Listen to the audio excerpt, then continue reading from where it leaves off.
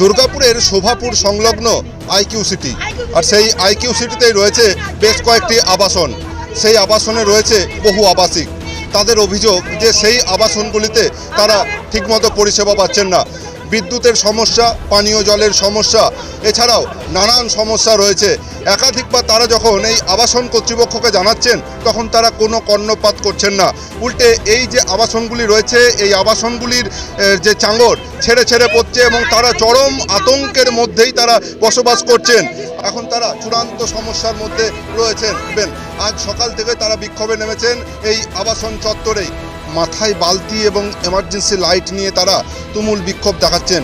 যতক্ষণ না পর্যন্ত তাদের এই দাবি মানা হচ্ছে, ততক্ষণ পর্যন্তই তাদের এই আন্দোলন জারি থাকবে। প্রয়োজনে তারা বৃহত্তর আন্দোলনের পথেও হাঁটবেন বলেও হুঁশিয়ারি দেন। যখন